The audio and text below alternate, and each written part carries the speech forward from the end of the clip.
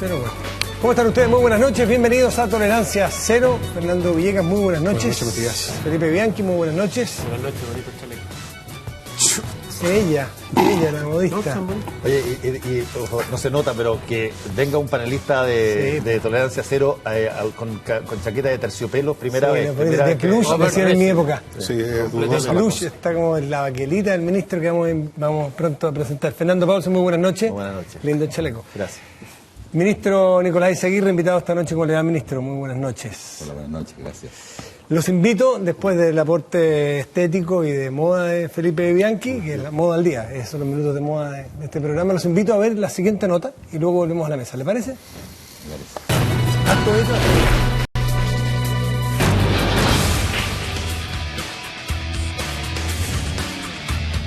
Ya nadie niega que es un imperativo que la educación cambie, sí o sí, ahora. Y quiero aquí hacer un llamado a todos los parlamentarios y parlamentarias a trabajar pensando en Chile y sus estudiantes con el foco puesto en la urgente necesidad de mejorar la educación. El ministro Izaguirre se ha esmerado en cuánta reunión ha podido para aunar voluntades, pero no está claro que ese objetivo se cumpla.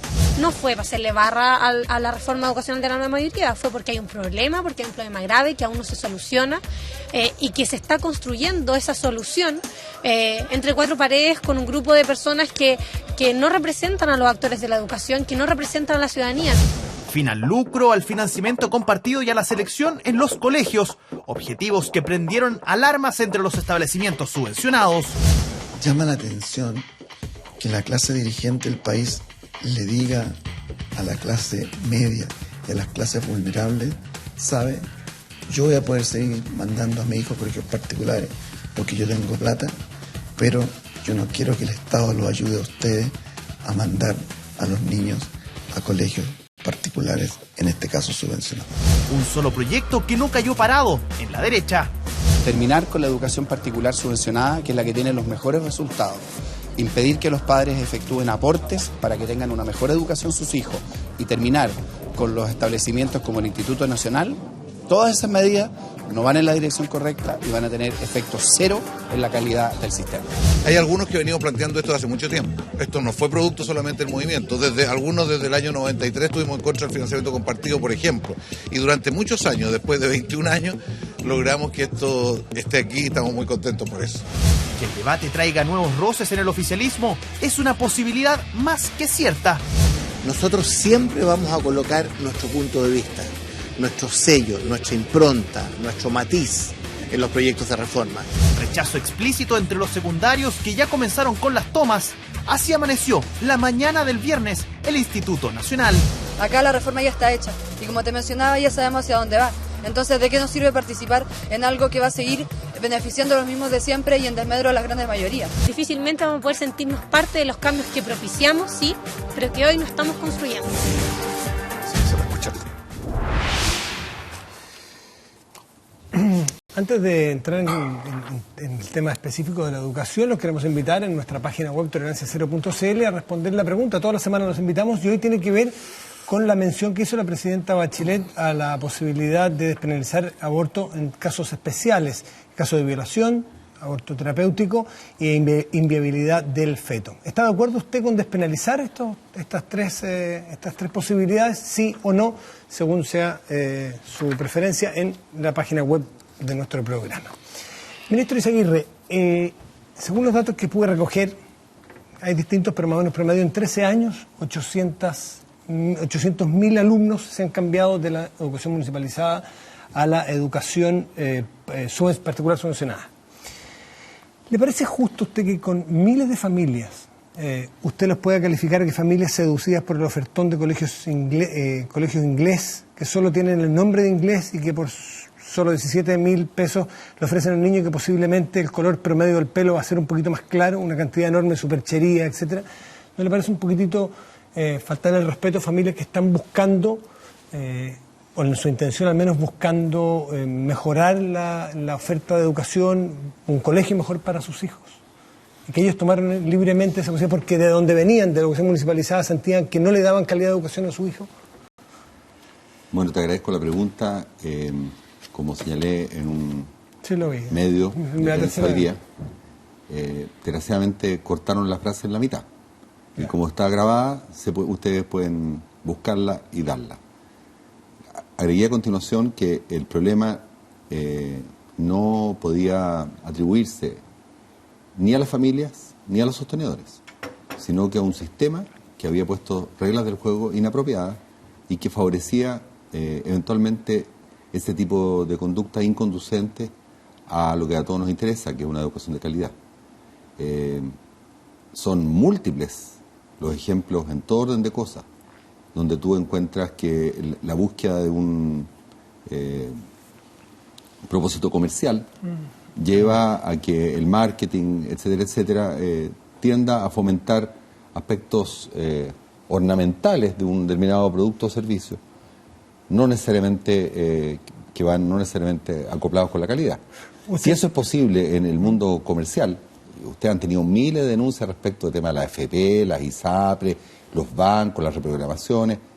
Si eso es posible en esos ámbitos donde la información que tiene el consumidor o usuario sobre el producto es mucho mayor que en el caso de la educación, imagínate cómo en el caso de la educación. Usted hablaba... ¿Por qué no vamos al fondo del tema? Déjeme responderle a eso mismo. 800.000 niños en 13 años. Usted dice básicamente que ha habido asimetría, eso dijo en la entrevista de la tercera hoy. Un engaño, una suerte de engaño, se fueron engañados algunos de estos, ¿no es así? ¿Y por qué no vuelven?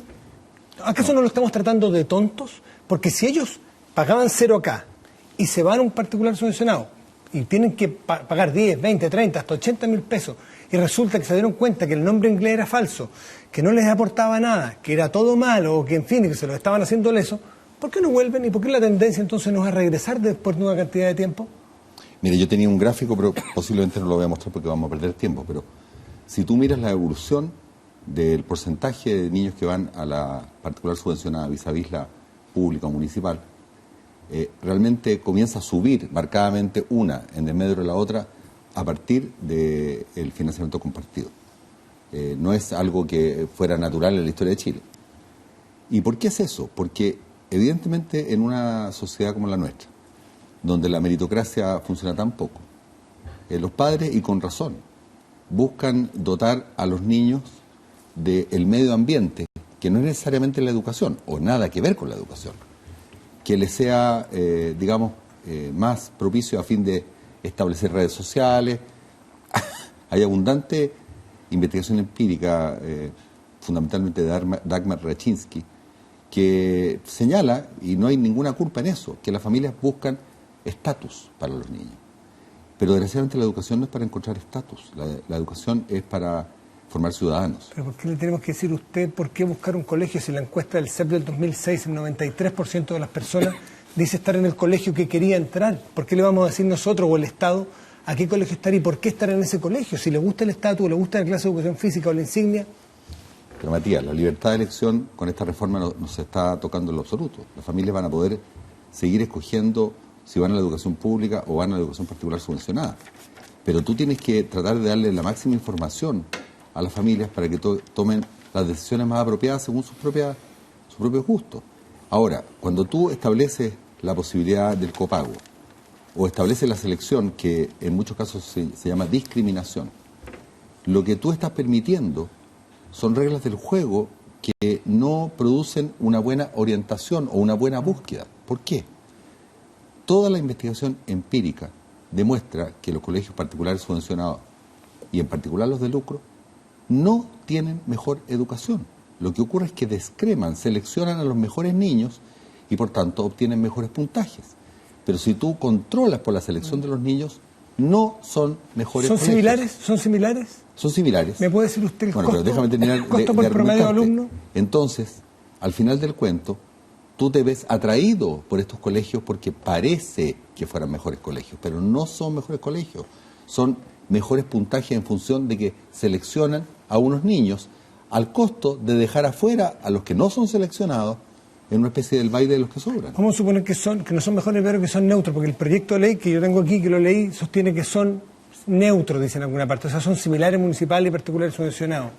A igualdad de calidad, vamos a suponer eso, vamos a partir de ahí. ¿Nos podría decir usted cuál es el costo por alumno promedio? Usted debe saber mejor que yo que los colegios municipalizados gastan 40% más por alumno que los colegios particulares subvencionados por la misma calidad.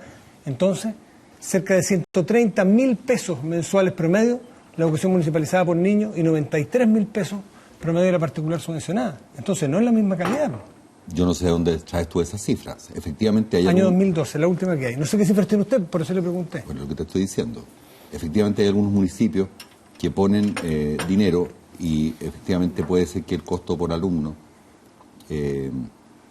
sea, digamos, la cantidad de recursos empleados por alumno sea mayor que en el promedio de los subvencionados. Pero tú tienes municipios de todos los niveles y donde se produce la mayor pérdida de matrícula en aquellas partes donde los municipios realmente no tienen mucho que poner. Entonces, comparemos peras con peras.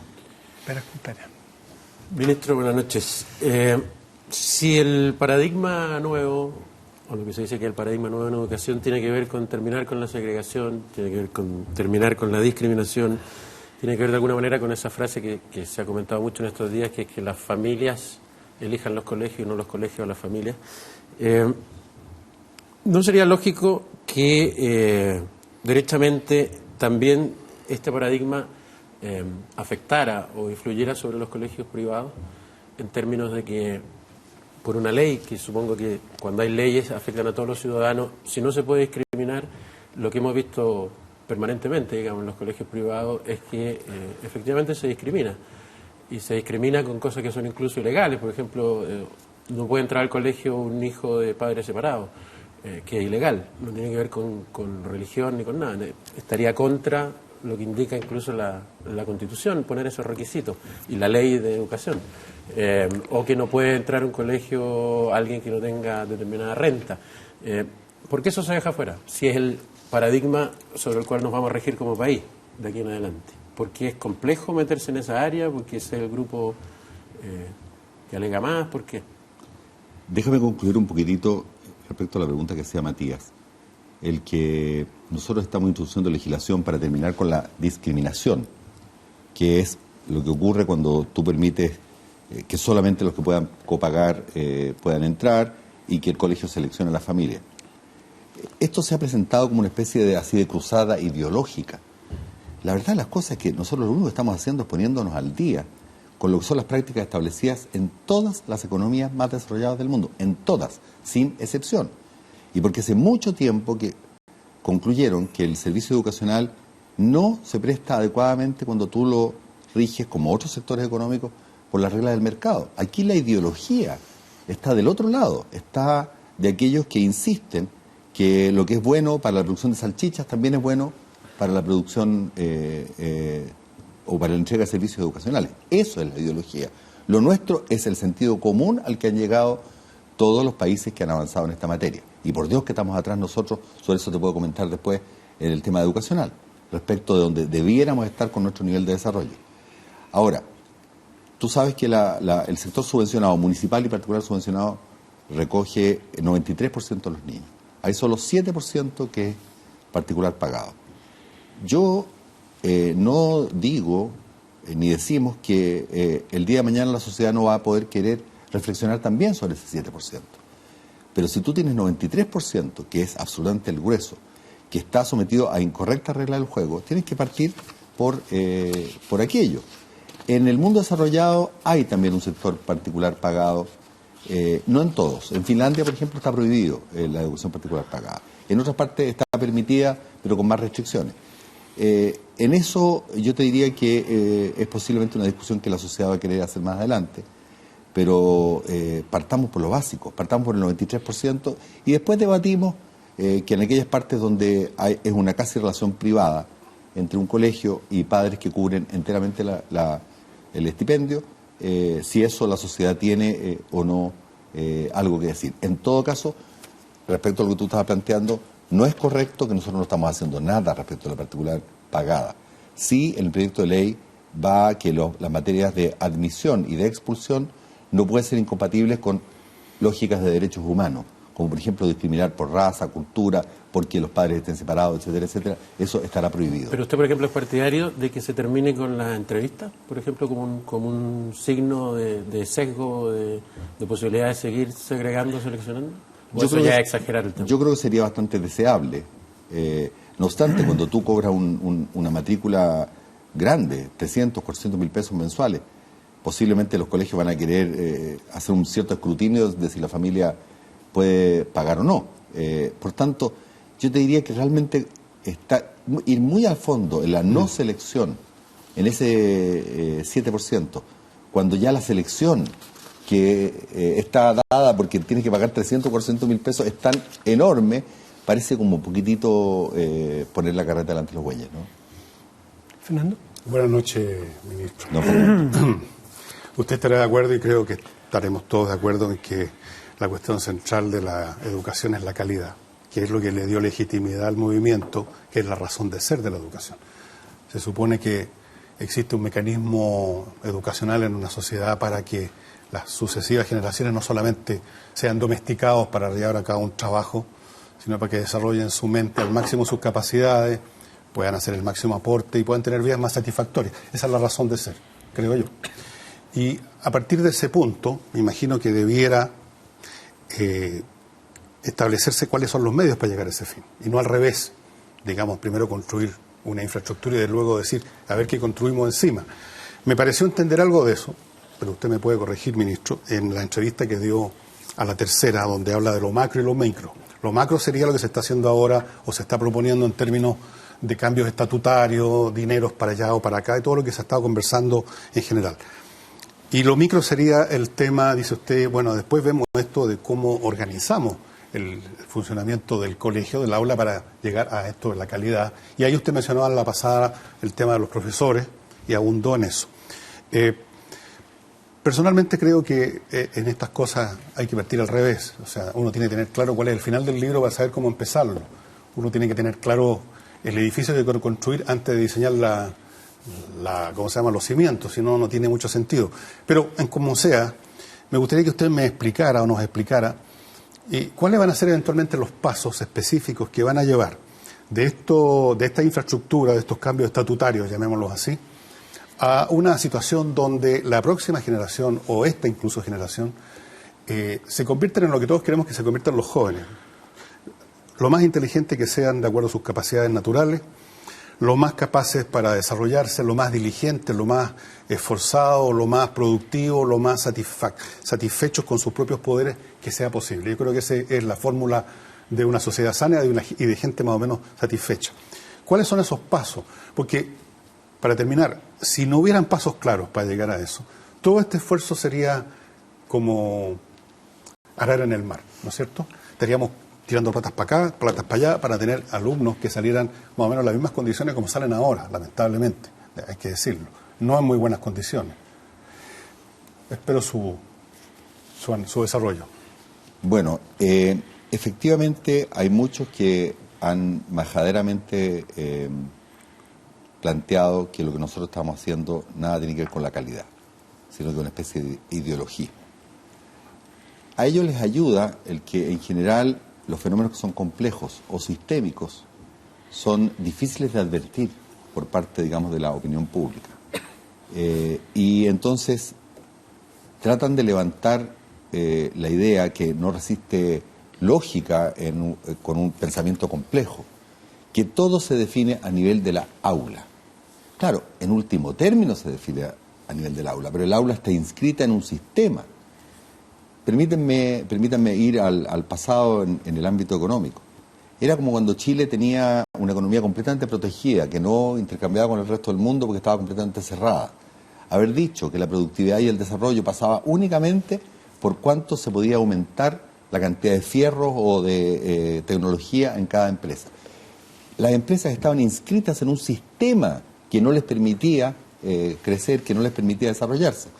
Y evidentemente cuando se produjo hacia el año 75 la gran apertura de la economía, al principio fue difícil, pero obviamente lo que ocurrió después es producto que se cambió ese sistema de cosas. El sistema que hoy día tenemos es un sistema que no busca la calidad. Primero, porque segrega. Y eso no es solamente un tema ético en que unos no se conocen con los otros y después no van a poder trabajar juntos, sino que también es un tema de calidad. ¿Por qué es un tema de calidad? Porque está demostrado en ciencias de la educación que el efecto par, que el mezclar, el que los niños mejores le ayuden un poco a los niños que están más atrasados, es importante en el contenido educativo. Por tanto, segregar va en contra de la calidad.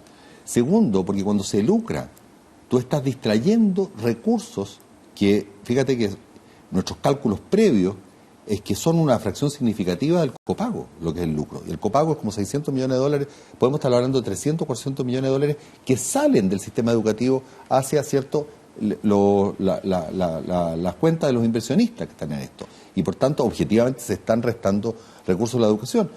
Pero también porque en el afán comercial, en una cosa que es teóricamente un poquito más compleja, en un sector donde no es observable la calidad, tú tiendes a desarrollar una cantidad de elementos anexos para atraer clientes que nada tiene que ver con la calidad. Entonces, Fernando, el tema de lo que las reglas de juego que estamos cambiando no es un tema accidental, es un tema central. Perdón, ministro, yo no he dicho que sea accidental. No, si, no estoy diciendo que lo hayas dicho tú. Quiero saber cómo estoy tratando de establecer de la mejor manera que puedo, porque estos son temas complejos, el por qué esto tiene una lógica. Ahora, ¿basta con arreglar el sistema de incentivos? Por supuesto que no, porque el sistema de incentivos no está solo dado por cierto, el que los padres puedan elegir con de verdad la calidad y que no haya cierto formas de metamorfosis, sino que está dado porque efectivamente tú tengas los insumos para poder desarrollar esa calidad. ¿Y cuáles son los dos temas centrales ahí? Los profesores y los directivos de las escuelas. Eso está estudiado en todas partes del mundo. Tú sin buenos directivos de escuela y sin buenos profesores no vas a tener educación de calidad. Los profesores es un tema que estamos tratando con gran fuerza, es un tema súper complejo, donde posiblemente no vamos a tener unanimidad de la izquierda con la derecha, por así decirlo, pero lo estamos trabajando. Ahí necesitamos cambiar básicamente todo el enfoque. Necesitamos cambiar desde las exigencias que le hacemos a las carreras de pedagogía, desde las exigencias que le hacemos a los profesores para unirse a la carrera docente, desde cuáles son las formas en que tú progresas en la carrera docente y finalmente qué haces para reentrenar a los profesores que hoy día ya están... o sea, ese es un tema súper complejo, que lo vamos a abordar y ya lo estamos abordando. Pero seguidamente, si estoy excediéndome en la respuesta, ustedes me dicen, hoy día, por ejemplo, se ha dicho, bueno, que los municipios contraten a los directores de escuela por la alta dirección pública. Pero convengamos, esto lo ha escrito gente de derecha y lo ha escrito gente de izquierda. Al alcalde, ¿lo eligen o lo dejan de elegir por cómo sea la educación de la comuna? Si incluso siempre protestan que cuando tienen problemas es culpa del Estado. Entonces, cuando no hay ninguna rendición de cuentas, no hay ningún incentivo para que el alcalde efectivamente elija al mejor director. Para eso, y eso está estudiado, vean ustedes cómo se hace en Massachusetts, cómo se hace en Ontario, cómo se hace en Holanda, cómo se hace en Nueva Zelanda, cómo se hace en Australia. La comunidad tiene que ser capaz de tener una voz directa y efectivamente, si el director es bueno o malo, sufrir consecuencias por aquello. Hoy día es un sistema completamente desregulado, que nadie vigila a nadie y por supuesto no vamos a tener calidad así. ¿Nadie vigila a nadie, ministro? Usted sabe cómo se... Es que le toca a Fernando, pero ¿cómo se controla los colegios con subvención? Es decir, que nadie regula a nadie y que esto es la ley de la selva. Discúlpeme, yo no sé cuánto... O sea, me refiero a las subvenciones, Matías, y en los estamos hablando, por favor, retiene el contexto en lo que yo estaba hablando. Nadie vigila a nadie en materia de calidad. Ahora tenemos un sistema en que si los colegios quedan en lista 4 por 3 años, eventualmente pueden salir del sistema. Pero lo que básicamente hasta ahora se ha controlado a nivel de la superintendencia son cuestiones formales, que son importantes, porque hay que cumplir las reglas, etcétera, etcétera. Pero el tema de aseguramiento de la calidad todavía está lejos de tener suficiente rendición de cuentas. Fernando. Sí, ministro, creo yo que inevitablemente la gente percibe a veces que la calidad tiene que ver con la posibilidad de responder ante determinados desafíos que en el caso de los colegios se da de acuerdo hoy día a una estructura de preguntas en general sobre la base de pruebas estandarizadas y notas que reflejan o puntajes que reflejan esas preguntas y por lo tanto la calidad de las respuestas que de alguna manera se asocia a qué tanto uno sabe de lo que le están enseñando.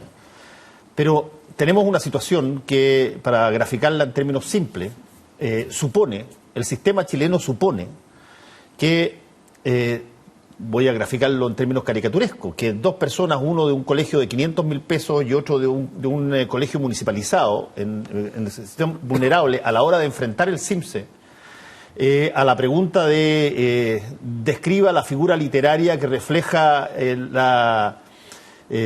la transformación de conductas humanas a las cosas inanimadas, y esa pregunta se supone que la tienen que contestar con igual condición las personas de un colegio o las personas de otro colegio. Es una pregunta estandarizada, como qué sé yo, cuánta, qué sé yo, pétalos tiene una determinada formación botánica. ¿Cuál es la lógica para eso? ¿Cuál es la lógica para que nosotros, en la cosa más esencial de la calidad, que es cómo se mide la calidad, nosotros vayamos a una situación que creo nadie discute, que es absoluta y abiertamente discriminatoria y abiertamente injusta y totalmente imposible de superar? ¿Cómo se hace así? Es que todo, Fernando, corresponde a la misma lógica, que es la que tenemos que cambiar. Y es por eso que yo trato de insistir que esto siendo complejo, si no lo cambiamos no vamos a ninguna parte. ¿Por qué? Porque hoy día el CIMSE, que mide ciertos conocimientos básicos cognitivos en materia de lenguaje y en materia de matemática, lo que está siendo usado como un instrumento comercial.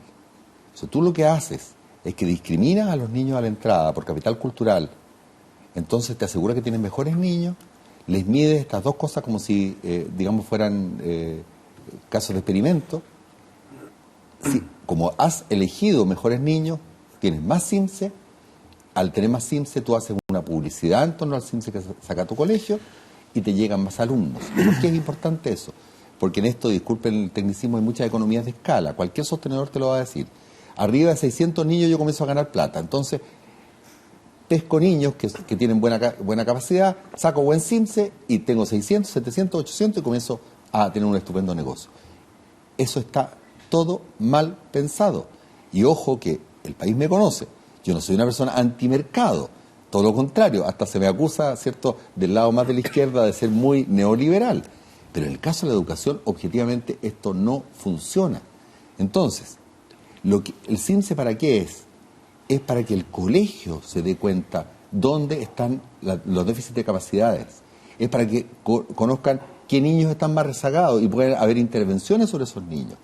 Y además, obviamente, esto hay que complementarlo y estamos trabajando en eso, con muchos otros tipos de pruebas que tienen relación con el desarrollo emocional, con el conocimiento cívico, el conocimiento, ¿cierto?, de las reglas ciudadanas. Finlandia lo hace completamente distinto. O sea, realmente es un conjunto de evaluaciones mucho más holísticas. Pero al final, porque la educación es buena, los niños también saben matemática y lenguaje. Pero se está revirtiendo todo porque no está siendo usado una cantidad finita e incompleta y sesgada de indicadores como una forma de marketing.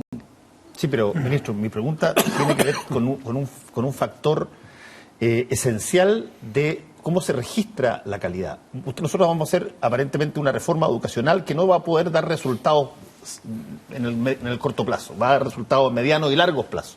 Por lo tanto, uno va a estar monitorizando permanentemente cómo va mejorándose la calidad. ¿Cuál va a ser el instrumento para medirla? ¿Cómo se va a seguir siendo la prueba CIMSE?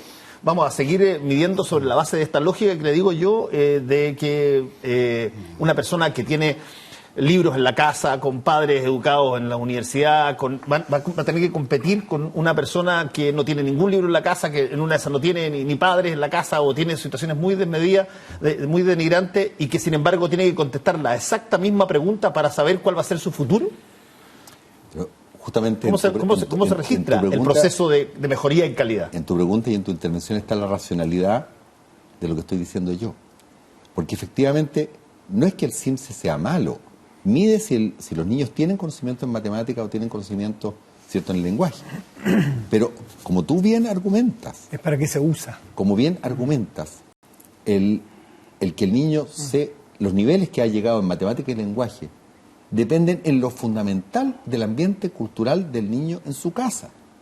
Y es por eso que, sabiendo eso, si yo descremo como establecimiento y traigo a los niños que tienen más capital cultural, biblioteca, internet en la casa, voy a tener mejor CIMSE, eso hace que atraer nuevos clientes, que yo gane plata. Entonces, lo que te estoy diciendo es que no tenemos que tener una batalla en contra del CIMSE en la medida en que mide cuáles son los niveles satisfactorios, y esperemos que el día de mañana sea mucho más parejo entre distintos colegios y que de alguna forma, y eso tiene que ver con cómo estamos reemplazando el conocimiento compartido, vamos a poner más dinero donde hay menos capital cultural, pero en definitiva esto tiene que ser un instrumento pedagógico para mejorar. Felipe, junto a otras cosas. Solo para cerrar el tema del CIMSE, es que me llama la atención que justamente este sábado sale en el Mercurio una carta de una señora Aristía Reyes, gerente general de la Sociedad de Instrucción Primaria, que dice que está preocupada porque por primera vez los resultados del CIMSE no han salido. Que normalmente salían en diciembre para iniciar el proceso de cada año y revisar lo que hay que cambiar o no, qué sé yo. Y se pregunta en el fondo, y le transmito la pregunta, si esto tiene que ver también con una decisión de la reforma educacional, que el CIMSE es una herramienta que no le gusta al actual gobierno y la está de alguna forma frenando, ¿y así? No, insisto, no tenemos nada en contra del CIMSE y el momento de publicación de resultados es el que es todos los años y estamos, te aprovecho de anunciar, muy prontos a darlo a conocer. Está un poco atrasado. Puede estar un poquito atrasado, pero no ha sido ninguna decisión ni mía ni nada. No una decisión ideológica retener el no, para nada. Tendría que averiguar exactamente por qué está un poquito más atrasado. No lo sé, lo digo inmediatamente, pero no ha habido, por lo menos de mi parte, ninguna decisión en ese sentido. Ministro de Educación 2020, una fundación o corporación... Pero déjame comentar una cosita más, Fernando. Nosotros tenemos mucha desigualdad territorial y tenemos mucha desigualdad en la distribución del ingreso. Por tanto, vamos a seguir teniendo CIMSES que van a marcar mucho más en las familias con más capital cultural que las otras. Es un termómetro al final. Una buena medida de hacia dónde vamos, no alcanzar a terminarle, Fernando, es cuando tengamos no solo mejor CIMSE, sino que menos dispersión. Eso va a ser una buena medida de que realmente estamos yendo hacia la calidad para todos. ¿Sí? Le preguntaba a Educación 2020 que en su hoja de ruta del 2008, cuando partió aquí en esta mesa, cuando debo conocer, después venido Mario Báez varias veces, y uno lee, me dio el trabajo de leer las primeras presentaciones de ellos, tienen como eje fundamental la educación pública. Y de hecho, yo por lo menos me suscribí, creo que muchos de los que están aquí se han suscrito, porque más allá de derecha o izquierda, que usted lo ha mencionado varias veces, la educación pública es un súper buen referente como de partida. Y todos los países con educaciones deseables tienen una estupenda educación pública. Y la pregunta es que si más o menos hay un súper consenso transversal de que la educación pública es donde debiéramos estar, debiéramos tener una gran calidad, entre otras cosas, porque si una familia gasta 50 o 100 mil pesos en educar a sus hijos con harto sacrificio, es porque encuentra que la educación pública es mala, por eso se lo llevó. Y no va a estar regalándole la plata a un particular subvencionado si es que la educación pública es realmente buena. Al revés, si ve que es buena, inmediatamente trae a sus hijos a la educación pública y se ahorra esa plata. Entonces la pregunta que le hago yo es ¿por qué usted, o por qué este proyecto más que usted, plantea gastarse más de la mitad de la reforma tributaria destinada a la reforma educacional en reemplazar los copagos de la familia, 600 millones de dólares? Copagos que hoy día las familias están pagando. Yo no digo que en 10 años más a lo mejor hacerlo, estupendo, pero es prioridad hoy día poner la plata que las familias hoy día están dispuestas a poner. Y sobre todo, que esto es más complicado, a comprar infraestructura. Los colegios con fines de lucro son aproximadamente 3.000, para tener números redondos. Si le ponemos un valor unitario súper por abajo, de $1 millón por establecimiento, usted sabe que es súper por abajo, usted estaría gastando 3.000 millones de dólares solamente en comprar colegios, invertir en infraestructura. Dígame usted, ¿qué de eso va a la educación? ¿Por qué no fortalecemos de una a la vena la educación pública municipalizada? Todos los 6.000 millones de dólares, y los cabros se van a ir solitos de los colegios que son chantas, que estamos todos de acuerdo que hay muchos. ¿Por qué no le metemos la plata? Con todo cariño, Matías, ¿cuál de las 10 cosas que dijiste te contesto primero? La que parta usted, pues usted... Está bien, pero no es muy fácil. Parta por donde usted quiera. Primero, es falso que la particular subvencionada sea mejor que la pública. Es falso. Hay antecedentes clarísimos. Diversos papers escritos por los mejores académicos que prueban que cuando tú controlas por la selección que han hecho de estudiantes, las escuelas particulares subvencionadas no son mejores que las otras. No, pero conteste lo que le pregunté, porque yo no le dije eso. No, partiste diciendo, si las familias quieren llevar a los niños de las particulares subvencionadas porque son mejores, o sea, yo te aclaro que... Dígame entonces, ¿por qué se van? Porque no se van a regalar la plata. Una familia que gana 500.000 pesos de ingreso familiar no se gasta 100 o 80.000 pesos en regalárselo a un colegio y de un chanta. Vamos a poner supuestamente que son todos unos chantas o que la mayoría son. Te lo insisto, tú puedes seducir a las familias a el espejismo de creer que son mejores los colegios particulares subvencionados porque tienen mejores puntajes CIMSE. La familia no observa que esos mejores puntajes CIMSE se debe a que han descremado a los niños a la entrada. Ok, le entrego eso, pero ¿por qué no congelamos 10 años de eso y le metemos toda la plata a lo municipalizado y tenemos colegios de lujo público, que es lo que todos quisieran? Como me dijiste 10 cosas, te voy una por una. Vaya, con mucho cariño. El copago. ¿Por qué estamos reemplazando el copago por financiamiento del... Primero porque podemos, porque va a haber una reforma tributaria. Y segundo, ojo, si la familia quiere poner dinero en el colegio, bienvenido sea. Eso no hay ningún problema. Lo que no puede ser es que si tú no tienes el dinero no puedas meter al niño en el colegio, porque ahí estás discriminando. Entonces, cuando tú discriminas, vas separando unos de otros, y ya te argumenté en la respuesta pasada que eso es malo para... Créame que comparto con usted que si hay financiamiento del Estado no tiene por qué quedar niños afuera. Si es bueno, le pregunto por qué no a la educación municipalizada. Yo y usted compartimos en que la educación pública es la que debe ser el eje. ¿Por qué no meter la plata ahí? No me dejas hilarte la respuesta. Disculpe. Es que o no me la entiendes o no me lo explico. Tú me dijiste por qué gastar dinero en el, que hoy día pone la familia en eliminar el copago. Te estoy contestando, porque no hay ningún problema que las familias pongan dinero. El problema es que sea requisito para poder entrar. Cuando tú no lo haces un requisito, sino quieres bajar la calidad de los colegios, el Estado tiene que poner lo que ponían las familias, o lo que no pueden ponerlo. ¿Ok? ¿Por qué es bueno eso? Porque evita la discriminación. ¿Por qué es bueno evitar la discriminación? Por un problema social y también por un problema de calidad. Segundo punto que dijiste, comprar infraestructura. El comprar infraestructura es una salida, porque aquí estamos siendo respetuosos con las reglas del juego que el Estado fijó. Esto es, se les dijo, mire, esto es una actividad comercial como cualquier otra, como producir salchicha. Muchos profesores, comunidades educativas, hicieron su emprendimiento, se endeudaron, construyeron su infraestructura, tienen sus colegios, y ahora le dice, sabe que el negocio se terminó, porque cuando no hay lucro, no hay negocio, no hay retiro de utilidades. Eso tú tienes que compensarle de alguna forma. ¿Cuánto le va a costar al fisco eso? Voy en la segunda y ya me hacen la pregunta undécima. ¿Cómo lo hacemos? A ver, pongámoslo. No sé, ya. Quizás más porque hay 4 panelistas que ya le están mirando con cara de plato. Pero me imagino que te interesa la respuesta. Es completamente falso que se van a gastar estas cantidades. Se pueden, mira, si fueran 3.000, pero en 12 cuotas, porque son 12 años, tú vas a llegar a que por año tú no vas a gastar más que 2 o 3% de la recaudación de la reforma tributaria. 200 millones de dólares, de ese orden. Entonces no digamos que no vamos a gastar la reforma tributaria en comprar fierro.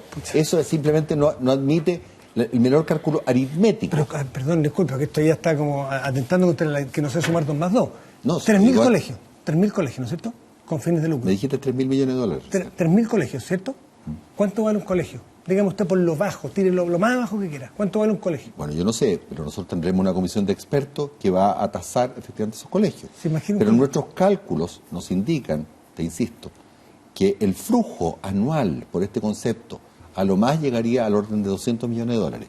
200 millones, Matías, sobre 8.200 representa un 2,5%. Es que bueno, disculpe, ya tienen que preguntar lo otro, pero a mí no me dan los números o sea, no conozco colegios que cueste menos de 500 millones de pesos, que es $1 millón. Pero en fin. 3.000 por 1 millón son 3.000 millones de dólares. ¿Y no le parece mucho? De un total de 6.000 en la mitad. Pero Matías, una cosa es una compra por una vez y otra cosa es una reforma tributaria que te da 8.000 por cada año.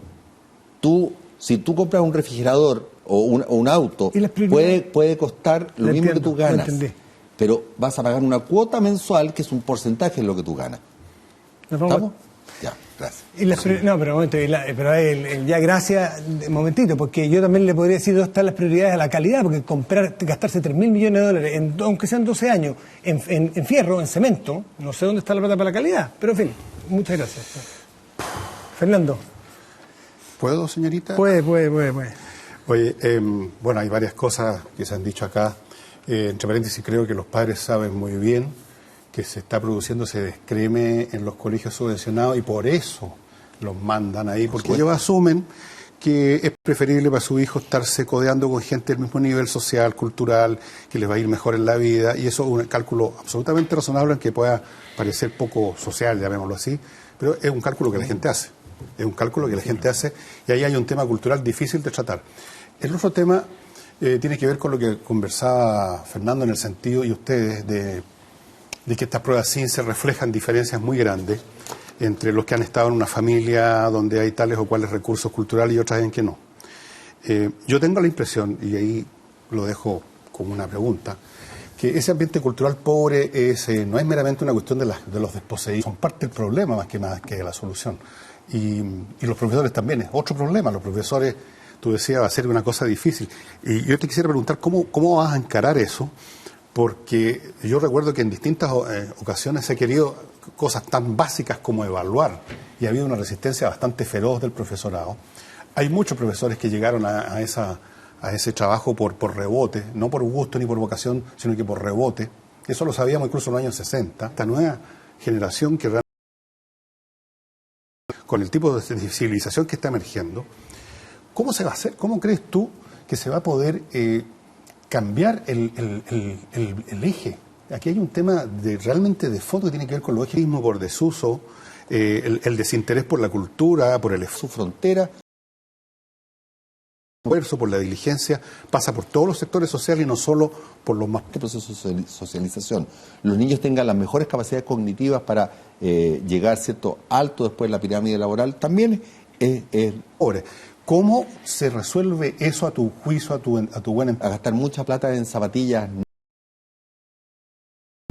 porque es la única forma en que yo puedo acceder en una ventanita de ser parte de un colectivo, de lo contrario soy completamente marginado.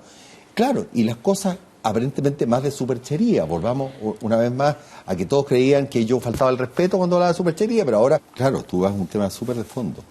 Efectivamente, por un lado, y ahí hay un déficit tremendo que no sé cómo se va a poder arreglar. Pero ¿no crees tú, Fernando, que en la misma lógica y en la misma profundidad de tu análisis, el conocimiento cultural